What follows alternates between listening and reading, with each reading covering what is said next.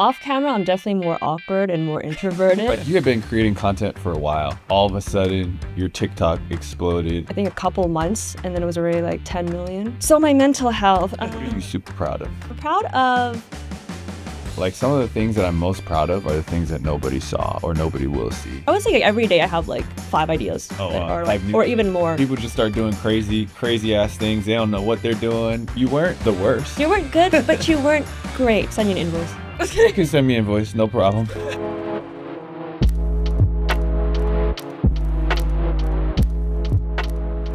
Welcome back to another episode of A Convo with special guest today, Leenda, aka Leenda Dong. You might know her from hilarious skits online, whether it's YouTube, TikTok. Very excited. Thanks for joining us. Thanks for having me. Yeah, I wanted to kind of first start off with the TikTok side of things and your alter ego. Mm-hmm. How did that come about? It's hilarious. Mm-hmm. How did that come about? And can you kind of describe the difference between your off-camera persona and on-camera persona? Off camera, I'm definitely more awkward and more introverted. They're really excited and they're like, "Oh my God, you're like the crazy girl online." And then when I meet them, I'm like, "Yeah." And they're like, "Oh wow, you're really like shy and soft-spoken." I'm like, "Yeah." And I'm like, "Oh man." And then in my head, I'm like, remember, like I'm meeting with them for the first time and their first impression of me is like so different. Like you have been creating content for a while. Mm-hmm. And then all of a sudden your TikTok exploded from like in the hundreds of thousands to like, 15, 16, 17 million all within, or like, it was just like a very sharp uptick for a certain stretch. What was that like for you? How did you navigate all of that? Yeah, I would say my whole career on social media has been pretty gradual. Mm-hmm. Like every year I could see the numbers and it was kind of steady. And then when TikTok happened, it was kind of like, I think a couple months, and then it was already like 10 million. And I was like, oh my gosh, like I think I found kind of like the secret sauce of like how to do social media, because I was doing it for like 10 years prior to that. And then so it was unexpected. There's a lot of things that came with it, like hate comments was one. Oh my God, it got deep really fast. Oh, I didn't even know I was going to get there.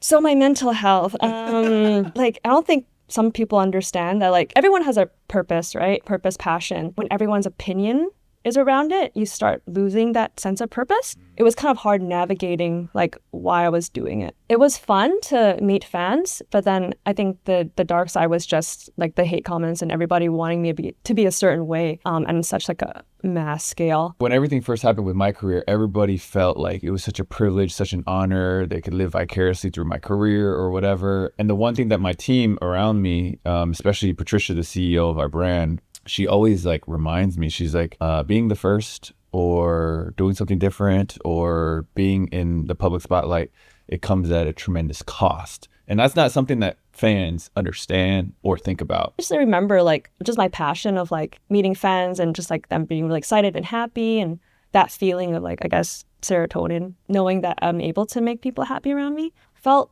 good. So I was like, okay, I have something, this feels great. I need to like keep at it, even though there's, at what cost of just like the pressure and everyone having opinions and everything. What was on the low side? What was like maybe one of the most hateful things that someone had done or said? And then on the high side, what was one of the most positive, inspirational interactions that you've had with a fan that kind of, reminded you of that purpose? I would say the lowest would be just straight up lying. Yeah, I heard she's friends with so-and-so. And I'm like, I don't even know who that is. Like, I'm like, what? And it's was like this whole like gossip train. Yeah. And so I think that was kind of like strange for me. And then a positive one is usually on the airplane, the stewardess. I've had a couple that wrote notes and then they give it to me. And I'm like, oh, that's so sweet. And just being like, thanks for making me laugh through hard times. And I was like, okay, that's like, it reminds me of like why I'm doing this. Yeah. Yeah. Yeah. Personally, the hardest thing for me that I can handle people being like, you suck or you suck at basketball or whatever. But I feel like when they attack my character, that's when it like hits differently. I remember like even with Ren, I had left New York to go to Houston and everyone's like, you just care about the money and da-da-da. And I'm like, this whole story, all your guys' facts are actually not factually correct. And then from there you drew like a character assessment, which is not right. And so that one was that was, and then similarly, I feel like when I get like letters or like things where fans are able to express themselves more deeply into like the impact or whatever, I'm like, oh dang, like that reminds me, like, you know, it's worth it. So I feel like, or at least from what I feel like I'm hearing, is you have actively chosen to focus on the positives, the impact, the inspiration, the things that you're doing to help other people, as opposed, and that was kind of the process for you, is like, let me just focus on that and not to put my attention on the hate or the lies or the gossip or all of those, right? Yeah, it's hard not to, but it is weird, like reading things about your character. Yeah. And like, cause like, you're like, it's always like trying to self-explain, like what your intentions are. Like, I'm not gonna force you to see what I see, because some people actually just don't see like the same point of view. Yeah. And like that is okay, I guess. Like I don't like everybody, so they cannot like me. I feel like you've taken the high road in a lot of situations as well, and I think that even doing that over time is exhausting. It's exhausting. What is like maybe like 5 years, 10 years, 20 years, or even more, like what are you trying to accomplish with everything? Mm-hmm. Like what's your like ultimate vision, or what do you want your legacy to be, or like what are you kind of going after? That money, just kidding. I think, hey, that's cool too. That's no, if you want to make a lot of money, retire and chill the hell out. Hey, there's nothing wrong with that. That's the American dream. Oh, definitely. I think yeah, I would say retire for sure in the future. Everyone in my bloodline to retire. I would say, well, my purpose has always been to create and to basically create content that turn into art that matters. And so hopefully in the next couple years, I'm writing a movie right now with my writing partner. And so I would love to have a movie. That's like my biggest. But when you say like, so to create content that matters, more specifically, what matters? For me, yeah, I think just kind of being able to, I think because a lot of people are like, they go through like every day, everyone goes through like a dark place. And it's just good that I could create something that's meaningful, that people are like, oh, I remember that movie, or like, that made me feel good, or like things like that. Gotcha. Yeah. So more than anything, you want to be able to create things that are relatable and things that are positive and uplifting. Mm-hmm. Early in my career, I felt like there was like, generally I knew what I wanted to do, or I was trying things that, oh yeah, that makes sense, that, you know, that vibes with me. But then like, you know, my business team was asking me like, what do you want to be known for? Or what do you want to have accomplished like 40 years, 50 years down the line? I'm like, dude, I'm just trying to worry about tomorrow. Like, I'm not thinking that far. Like, no, this is important. And once I found that, it helped things click even more. Like everything kind of was put through a filter of like, does this help me go towards that vision, or does it not? And it helped me like really understand more deeply, with deeper convictions and deeper clarity, like, why am I doing what I'm doing? That's why I was like very curious around like, what is that? What is that for you? What do you want to have accomplished when you're all said and done, or what do you really want to be known for? And it sounds like you want to create relatable and uplifting content. Can you tease a little bit about the movie, or no? Or just like what the premise is? It's okay if it's... Yeah, I can tell you the premise. I'll just say the kind of like genre-ish. It's like dealing with grief, trauma. It's like a love story, but one of the characters dealing with grief and trauma and self-esteem. And so it's just kind of navigating her trying to figure out how to love when she's going through that. Yeah. What's that content creation process for you like? Or like, how do you come up with your ideas? Or because that's I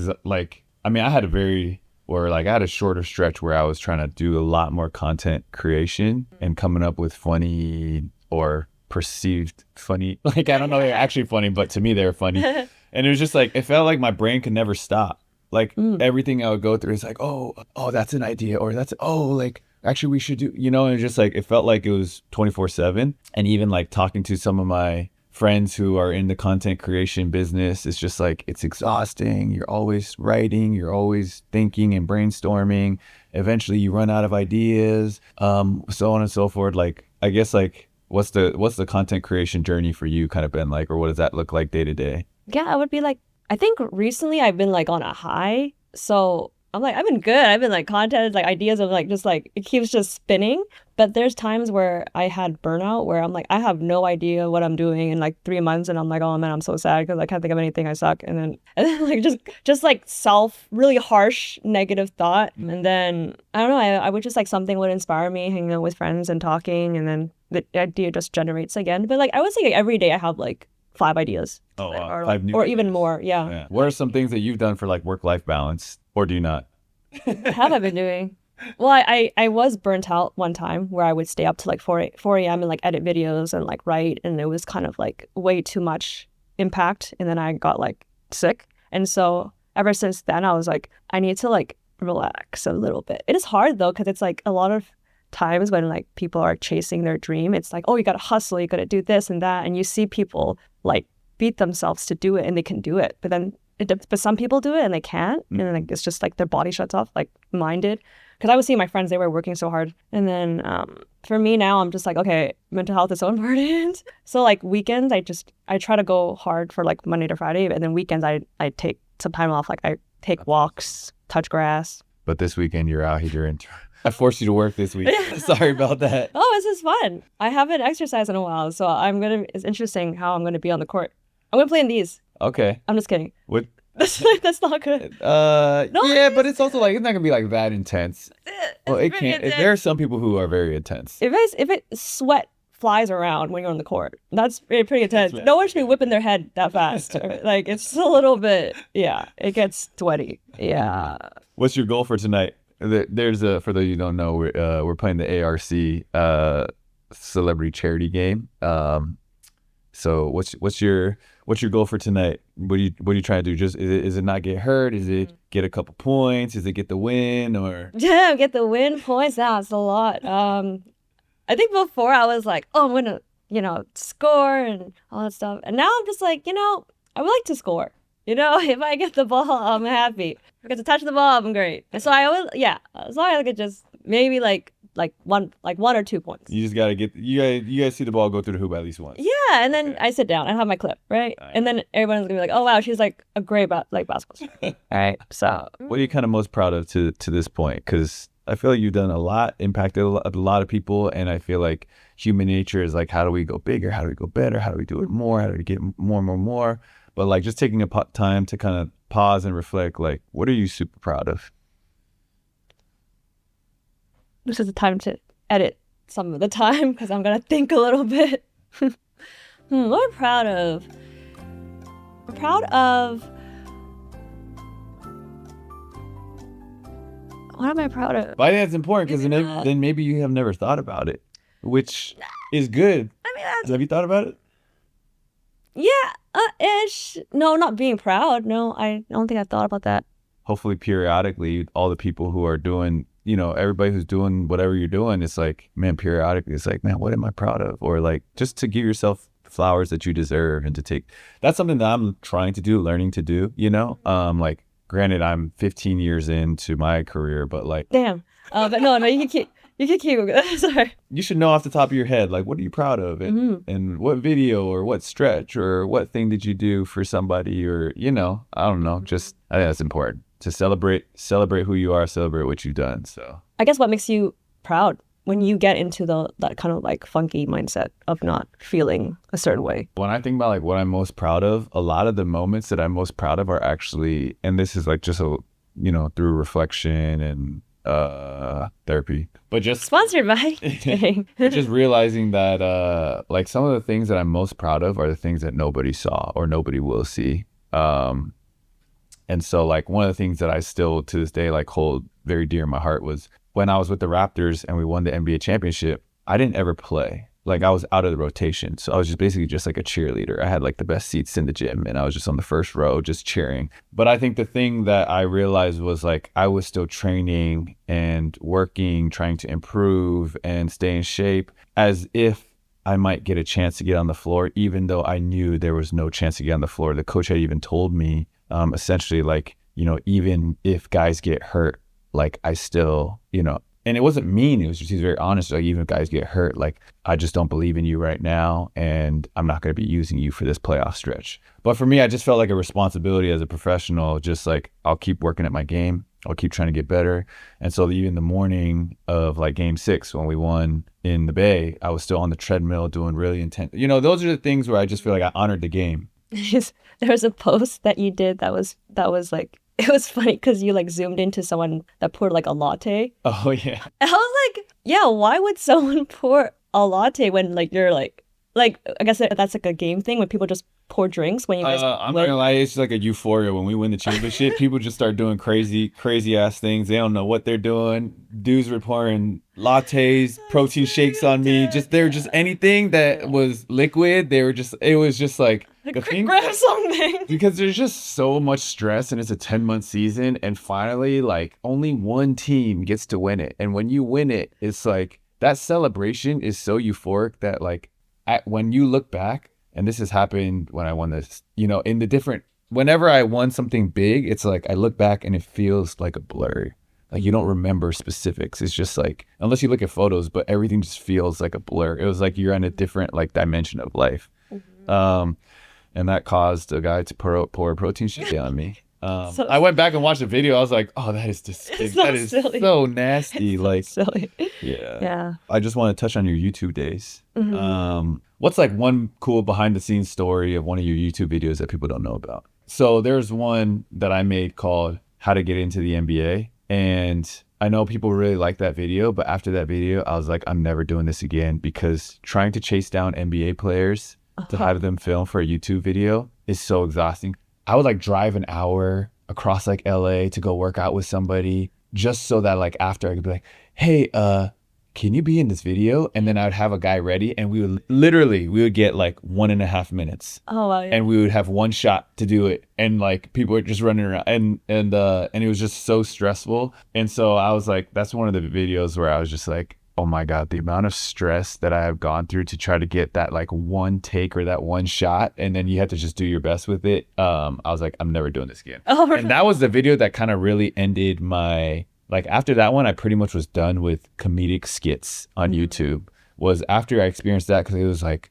you know, we had so many NBA players in that one. I was just like, I'm never doing this again. And that was the end. I haven't come up with a comedic skit since. Oh, really? But it was pretty, I mean, it is very funny. It did, I felt like I remember seeing that it did really well too. Yeah, it did do really well. But my brain and soul did not do very well. Oh yeah, it's a lot. Yeah, I think driving back and forth and everything. I think for me is just like doing a video where I'm like, so before I used to be on schedule, like I have to do something every Tuesday. And so there was times where I'm like, I'm just gonna post a video for Tuesday. It was gonna be really quick or whatnot. I have this idea and we'll just shoot it.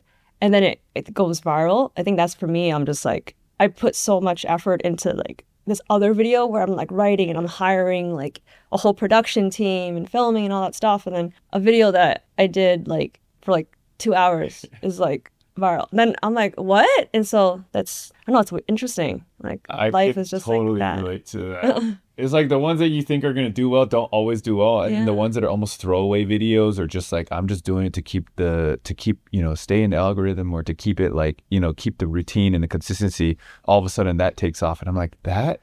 I can't tell you how many times that's happened on one of my social media platforms where I'm filming something. I'm like, this is so stupid.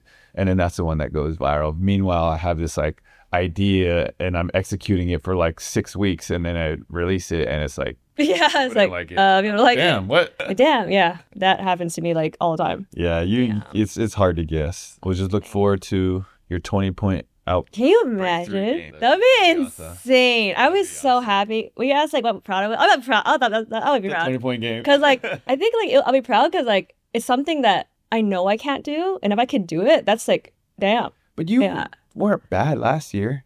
Excuse me? You played well. I wasn't bad? No. Yeah, you didn't say I was good? I was kidding. I'm just kidding. You weren't the worst. You weren't good, but you weren't great. There's one person, at least one person who was worse than you. No, you had like 10 points last year. Yeah, I had like 20. No, you did not. I had 10 plus 10 is 20. So I had 20. I do remember you scoring multiple buckets. So we look forward to that again tonight. I think I was like mixed up with like Simu. It's all good. It's all good. Thanks for tuning in to another episode of A Convo With. Thank you, Leenda, for your time. That was very insightful. Send you an invoice. You can send me an invoice. No problem. I'm going to rip it up. Nah, thanks for coming. And, you know, not too bad of a basketball player. Everybody give it up for Leenda. Yeah. Thanks. Give it to myself.